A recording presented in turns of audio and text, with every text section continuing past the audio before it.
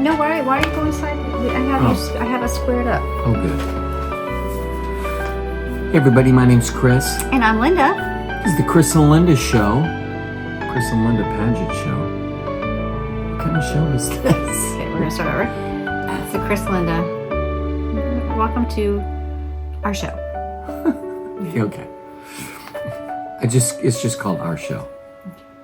It doesn't matter. Let's just start. Hey, everybody, my name's Chris. And I'm Linda. We're the Pagets, and welcome to our show. We're so excited to talk about marriage. Yeah, again, we are big fans of marriage. So our topic today is Marriage. the sacrament of marriage. What does that mean? Why does it even matter? Can't we just get married on a beach? What's the significance of a sacrament of marriage? What the heck does that mean? Right? Do you want to say a vocation of marriage or a sacrament? Well, we're going to talk about the sacrament of marriage. I think that we can talk about the vocation of marriage and how that plays out later on. But I think today, maybe, what does it even mean, the sacrament of marriage? Well, I'll tell you, obviously a sacrament is an opportunity for us to receive grace to become the saints in which we are all called and invited to be. And I love that this marriage is understood and seen as a sacrament, a place where we can receive and experience the graces that we need so that we can journey together towards that beatific vision. I was looking in the Catechism and 1601, where it really talks about the sacrament of matrimony. And what I love is just some of the phrasings here. I wanted to read this to you real quick. So sit back, it's story time with Chris and Linda. The matrimonial covenant, and again, covenant is really important when we talk about the way that God loves. It's sacrificial, by which a man and a woman establish between themselves a partnership of the whole of life. And again, I love that. There was never the intention that marriage was just while it's convenient or while things are easy. It was for a whole of life. Is, by its nature, ordered toward the good of the spouses and the procreation and education of offspring. Okay, hold on. So what does that mean? That means then, right, that the intention of the sacrament of marriage is for both of us to grow in goodness. The good of the spouses, both of you together. And I love that they include here the procreation and the education of offspring. Of course, procreation, that procreative act, doesn't always end up in a child, but the necessity of procreation in marriage is a good. It's meant to take place. And with the onslaught of 1,000 children, if you will, you learn something, and what you learn is you're still selfish. And see, what I love about this sacrament of marriage is that this is the opportunity for you to be the saint that you're called to be. You first learn that, I think, as you're journeying together. I have this selfish kindness inside of me. You have that selfishness inside of you. There's this kind of coming together, and we learn by the good of the other, reaching for, striving for that good of one another. We look to really put to death selfishness. Okay, but can't we do that in, again, getting married on the beach or whatever? So, I think it's important to understand, this is a terminology that is very Catholic and has a lot of, it's not in our normal everyday language. And so why does it matter that we use this vocabulary, this language? For us, we got married in the early 90s, 91, if you remember correctly. I do remember that. I remember that day well. Yes. And so, getting married at that point, it was a faith-filled Christian marriage. We saw our wedding ceremony as an evangelistic tool for those who were coming to our wedding who didn't know Jesus. We wanted to present Jesus to them through this actual wedding, the wedding itself. Now, I don't know, but then again, we have in the pre-canas that we do pre-cana all over for the diocese here in Syracuse and also in Newark, New Jersey. We encounter a lot of couples who are getting married in the church really as a checklist, right? This is grandma's going to pay for the wedding if we get married in a church, or the church building itself is really beautiful. In order to get married in that church building, we have to go through these things in order to do that. I don't know. So again, this is a terminology. Like, what's the significance of the terminology? How does this really play out in our marriage? Right. So here's something to consider, is that part of this is specific to the language of the religion that we're in. But the Catechism is going to acknowledge that marriage is something that is valued and appreciated in other cultures and other religions, obviously, because the Catechism, is going to state that the Church believes that marriage is from God. So check this out. The intimate community of life and love, which constitutes the married state, has been established by the Creator and endowed by Him with its own proper laws. God Himself is the author of marriage. And as Catholics, we believe that and we acknowledge that. So preceding in that 1601 paragraph, it does say that, and this is worth mentioning, that between baptized persons has been raised by Christ the Lord to the dignity of a sacrament. So you have this matrimonial covenant, and in Christ it is raised to now a sacrament. Now we see the good of marriage, these two coming together. In all religions and cultures, there's a value in that, a ceremony to that. And that's because we see it and know it, that this is a God-ordained event, right? God Himself is the author of marriage. The vocation of marriage is written in the very nature of man and woman as they came from the hand of the Creator. So, one last thing here. Marriage is not a purely human institution, despite the many variations it may have undergone through the centuries in different cultures, social structures, and spiritual attitudes. And I think that's kind of at the work here, is that we're going to acknowledge there's a lot of great things. And yes, you can have some beautiful photographs on the beach. But for the Catholics, what they are really trying to emphasize is that this is a holy event, a God-ordained event. What God has brought together, let no one separate. Not just a God-ordained event, but an event that will enable you to enter more fully and completely into that beatific vision. Okay, so what it means then that marriage is a sacrament is that, like you said, it is created by God for purposes that are very holy and good and beautiful. And therefore, because this is an institution or a thing that's created by God, intended for these purposes, then it makes sense that getting married in a church with this other sacraments, right? The Eucharist, if that's a possibility at your wedding, it kind of brings it all together. Because again, the things we, as sacraments are done in a church. Right? And so the wedding should be done in the church because it's a sacrament. It's on par with baptism, right? It's on par with whatever, I guess. Yeah, like reconciliation right. And so the anointing of the sick. I mean, it is a sacrament, yeah. So yeah, it fits into, of course, for us as Catholics, the 7 primary avenues of grace that we're going to receive. And for married couples, this is a vocation, a way of life. And this sacramental reality, the sacrament of marriage itself, gives us that which we need to arrive. Okay. All right. So, our final end. You are a big thinker. I've known this about us. We're very different in the way we approach a topic. You're a very big thinker. You like thinking big picture, right? Yeah. I'm a very concrete, let's get to the point, right? And so how does this affect a marriage? We have a couple that has been married for 10 years. How does the reality that their marriage is a sacrament affect them day to day?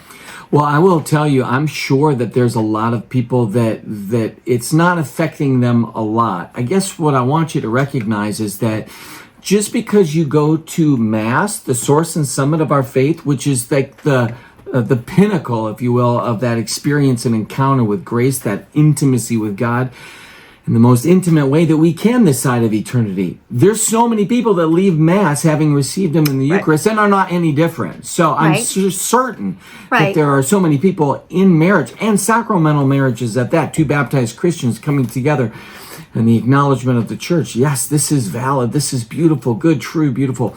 That they're not tapping into that. Like, you could literally have a spring that was ever flowing and still die of dehydration because you're not sipping of it, drinking from Okay, it. so maybe for that couple, for all of us who are already married, understanding that marriage is a sacrament elevates it, right? In our mind, it elevates it so that we're not just going through the motions like you're saying people do with communion, right? So not going through the motions with a marriage, but understanding the possibility, understanding the significance of what marriage is, elevates it in our minds so that we can, again, attain to that, right? The greater that we understand the real presence of Christ in the Eucharist, the better we are at receiving that at communion, right? And it's more life-changing. It changes us within. So the greater we understand the significance of a sacrament, the sacrament of matrimony, the better we can enter into that sacrament on a daily basis and allow that reality to change the way we function in our marriage. Now, I see that this is a holy thing that we have here. It's not just two people having a good old time and enjoying life, which we are, right? But there's a greater reality at stake here, and that should change the way we approach everything in our marriage. It should change the way we approach children, having children, not having children. It should change the way we approach spending our money, arguments and discussions, right? So it should affect everything. So that's why it's important to understand how marriage is a sacrament. Yes, I mean, there's a lot here, obviously. First and foremost, again, God is never withholding the fullness and the entirety of himself as gift in the Eucharist. He's never not giving us the fullness of who he is, right? So the problem isn't on his side, right? That overflowing, that abundance, that prodigal, lavished generosity of God. The problem is on our end, that receptivity. So, and there's a lot of reasons for it. You know, the greatest struggle in receiving grace is sin. That is going to stop in a lot of ways that full receptivity. And that actually is a huge part of that fluidity of a couple, is when sin is in the life of a couple, and, you know, it's going to impact how they're able to be generous and grace-filled and the recipients and moving forward together in that.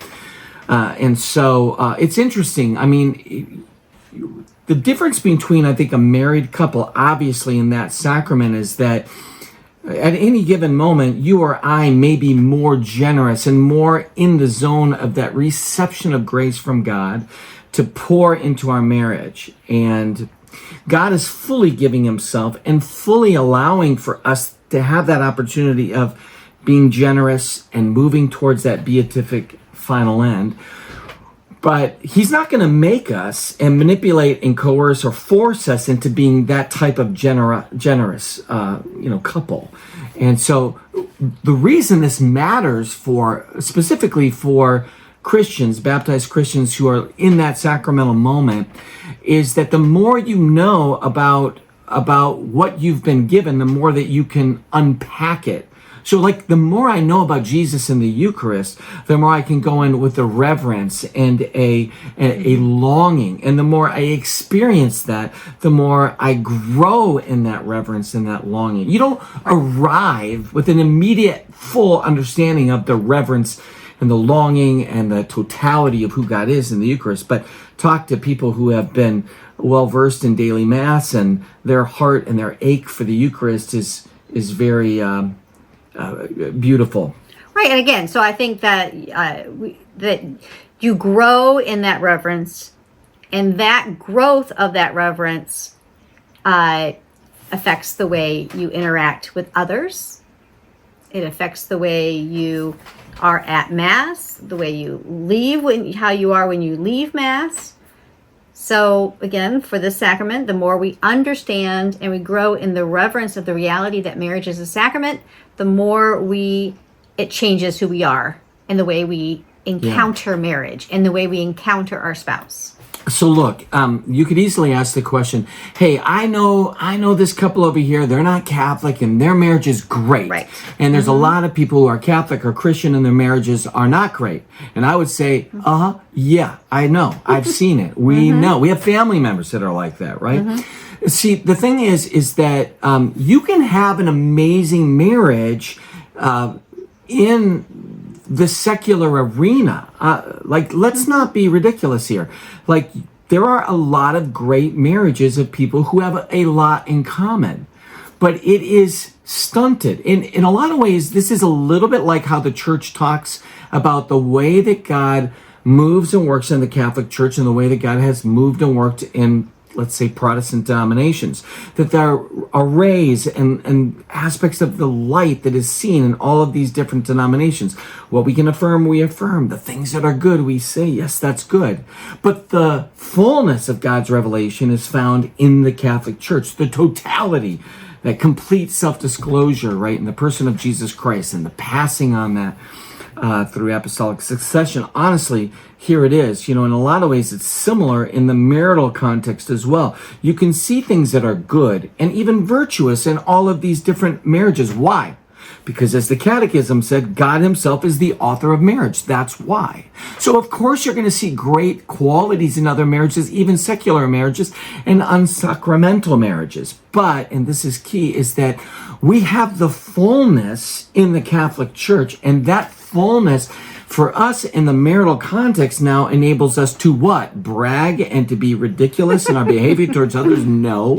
To love each other more entirely and completely. That's what it's all about. Right, and it affects all of our choices. That becoming Catholic for us didn't make us instantly saintly at all, but it has flavored the way we've journeyed in our spiritual life. I think maybe very differently than we would have if we had not become Catholic.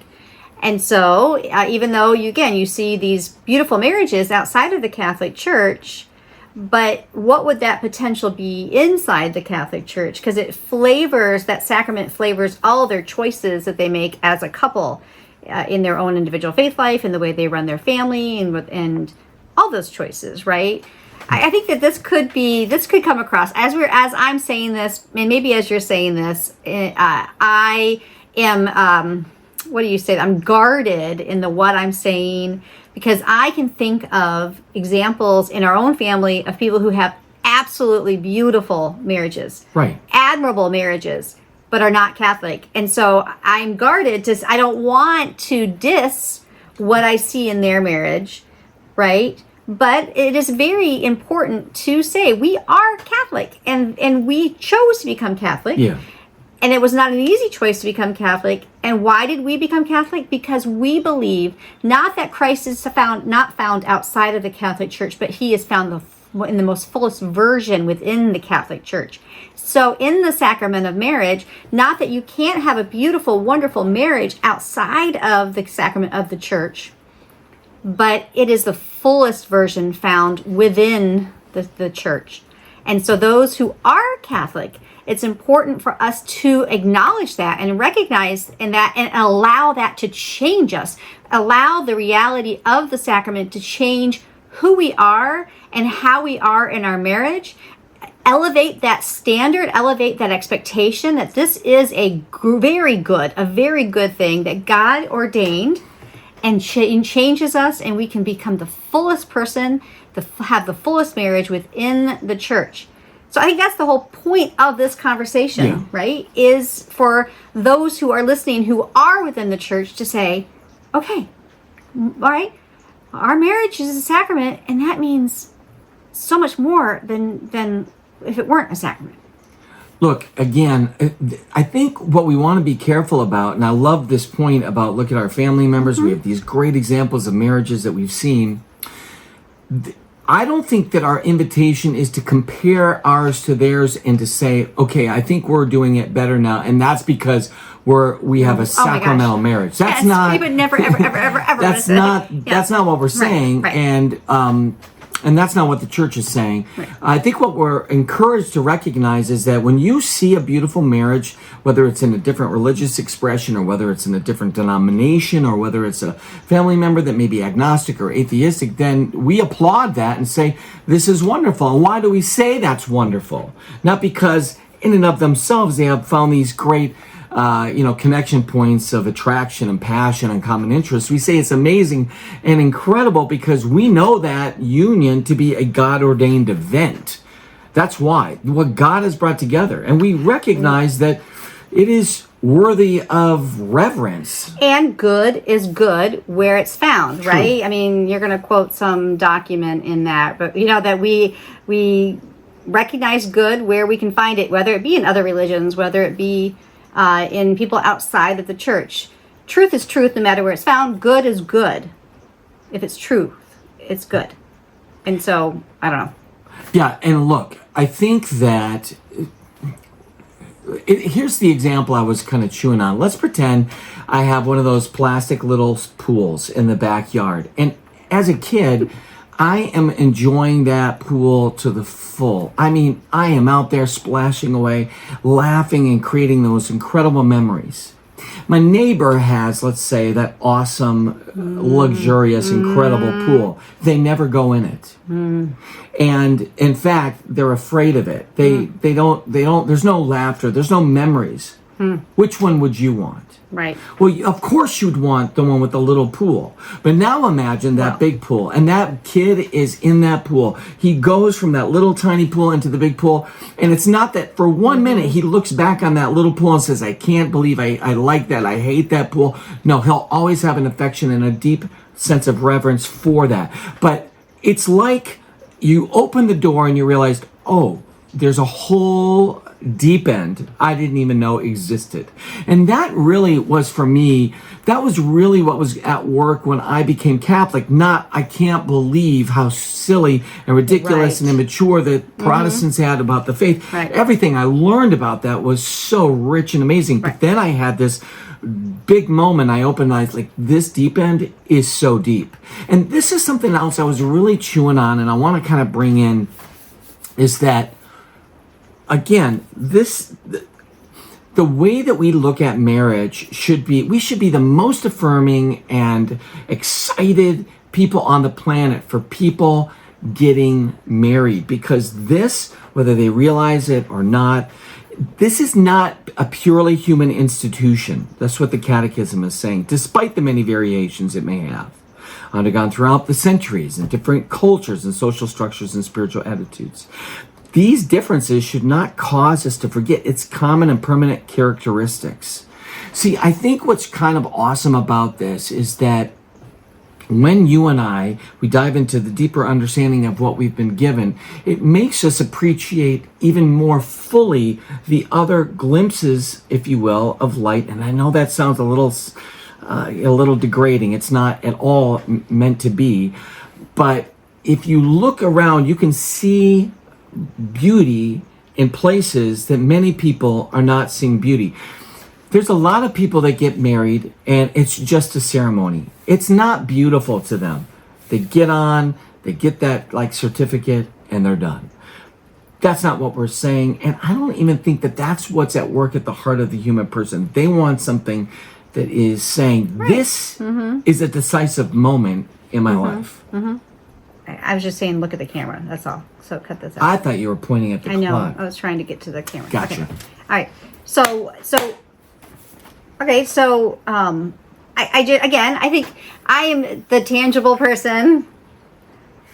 person here. And I'm also hesitant with you also on this idea that we don't want to shame or, degrade or underestimate whatever another person's marriage. But as Catholics, since we are Catholic and we're speaking hopefully to Catholics, what else do you have to say? All right. I'm just going to read the last part of this. We've been playing around in 1603. You want to look at 1601 to 1604, and that's going to give you some really good stuff here.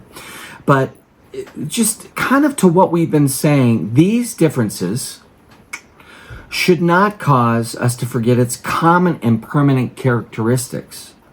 although the dignity of this institution is not transparent everywhere, with the same clarity, that's exactly what we're saying, some sense of the greatness of the matrimonial union exists in all cultures. The well-being of the individual person and of both human and Christian society is closely bound up with a healthy state of conjugal and family life. In other words, the family matters, marriage matters. And most all cultures and people still acknowledge that and recognize that. So it's an interesting idea that somehow it doesn't matter. What I want us to recognize, and I think what the church is inviting us to see, is that we're going into the deep end, though. I want you to see just how rich and powerful this is. So look at the beginning of Scripture. It begins with this union, this couple, and that this union is going to be complementary from one to the other. And honestly, then, Jesus begins his what? Public ministry at a wedding feast. And then we have the wedding feast, Supper of the Lamb, that is the final end. I mean, it's so obvious from a scriptural standpoint that this is important. One of the things that I wanted to recognize is that there's a spiritual side and a kind of a physical side to the way that this sacrament works. Just as in the sacrament of the Eucharist, we see that physicality, that tangible, right, bread and wine, and this transformation takes place, that words of consecration, this incredible moment of the epiclesis and transubstantiation, the miracle takes place.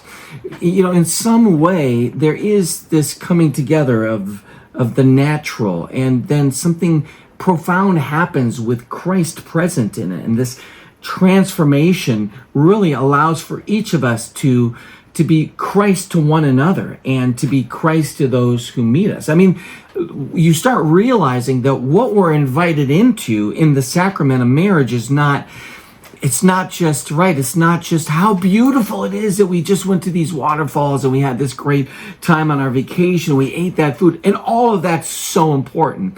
But you start realizing how beautiful it is that we've been able to learn the importance of self-donation and sacrifice and selflessness, and it's so tangible, and it's found in these inconvenient moments and difficult moments and celebratory moments. But we can appreciate that because we understand the purpose of marriage is for the betterment, the better good, the perfection of both people, both spouses, right?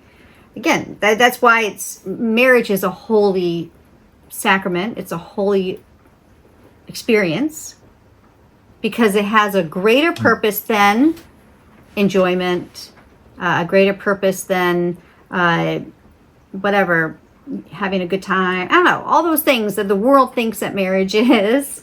It has a higher purpose. Well, just even think about, I mean, I've always felt like with every phone I've had or electronic device that I only use about 5% of the of the total. Right. Like, I'm fairly confident that however we're doing this, we could do this 100 times better. Right. And the difference is that I don't know what I don't know, and the more that I begin to know about the things that I don't know, things change and my appreciation grows. And I will say that it's kind of fascinating. In some ways, it's a little bit like what I would assume someone who struggles with being colorblind. And for the very first time, and we've all probably seen videos where they see, or even that the children that are, they can't hear or they can't see right.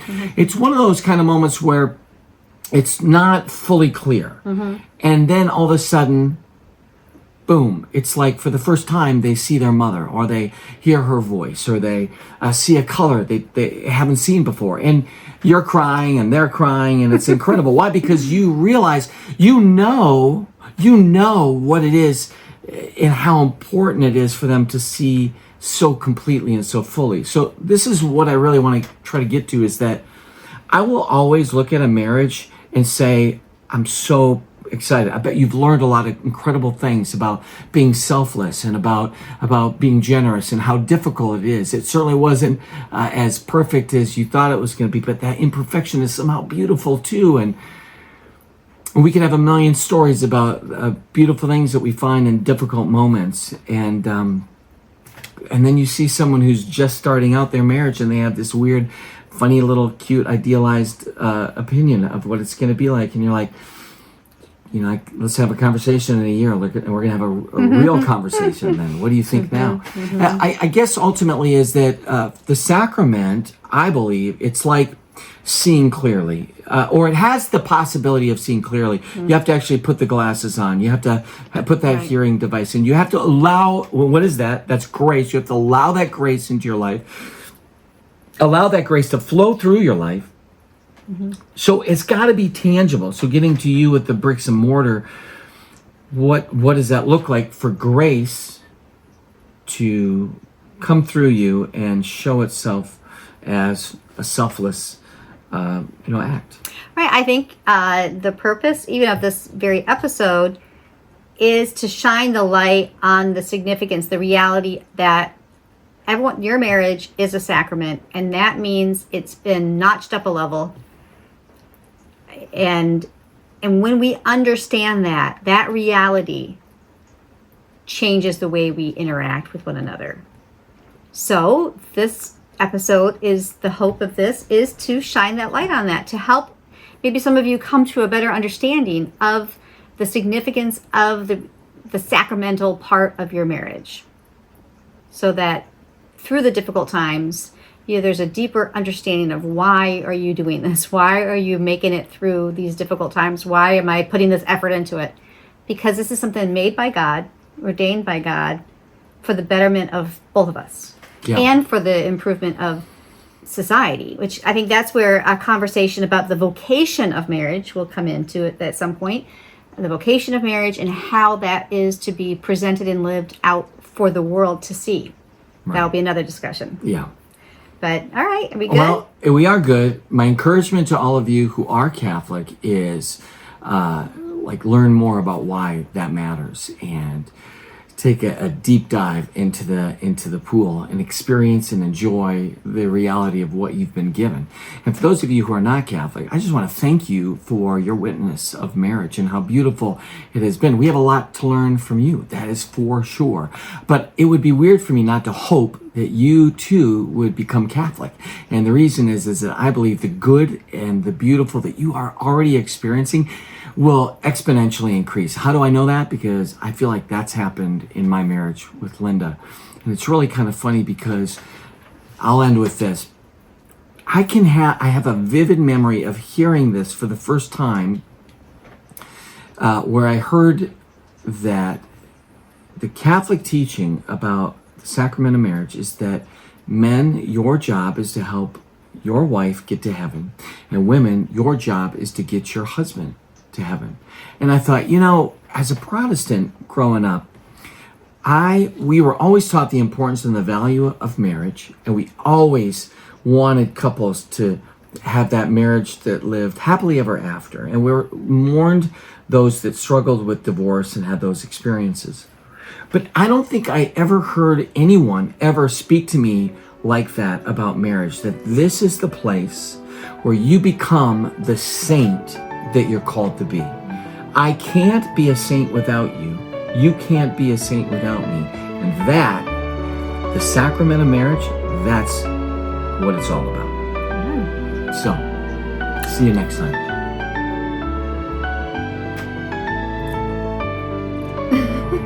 What are you doing then? Pretending we're talking to each other while the music fades away.